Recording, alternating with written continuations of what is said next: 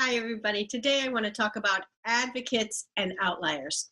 Now, in doing all of this work, there's probably some people who might feel that they were already doing part of it, or they don't understand your role, or feel like you're getting in their stuff.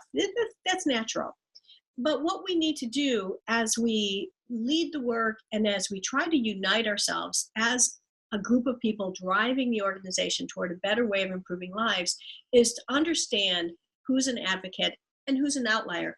Not to name names or build a list, but to understand how to bring the outliers in, how to hold them closer, and how to understand exactly why they're an outlier.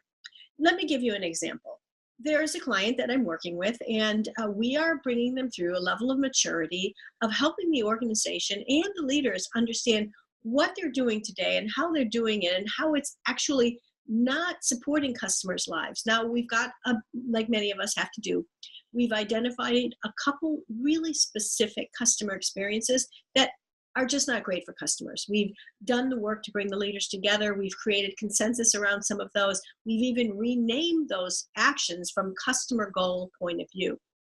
Now, in doing this work, there's several people who are sitting on the fence. And so we're trying to understand what their issues are. But there's also three or four others who really don't want to participate in the work. But what's interesting is when we found out why, there were several specific reasons. See if any of these ring a bell for you. Number one, they felt they were already doing the job. They felt that they were leading the work already and that this was something that was inadvertently being taken away from them. They felt like we weren't taking it away from them, but they felt that.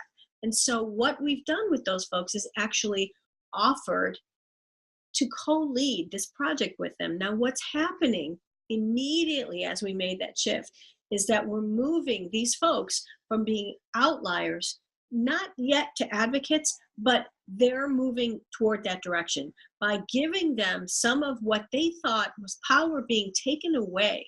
We're building a bridge. Now they're co-leading this work with us, and it's shifting everything. So as we do this work across the organization, it's important to understand not only the people who are gung-ho, because we tend to gravitate toward those people, but we need to understand why someone's an outlier. It may not just be that they're a curmudgeon-y kind of a person. There may be real fundamental reasons. They may feel that it's financially a problem, that it's operationally not correct. By getting to the bottom of what's driving people and their outlierness, they're not wanting to get on board, we can actually find a way to bring them into the work. Because if you don't, at the end of the day, what we always know about this work is so much of it is about the underbelly. So if you don't understand what motivates the outlier and why they're being that way, you're going to continue to build a community of outliers, and it will consistently get in your way of moving the work forward.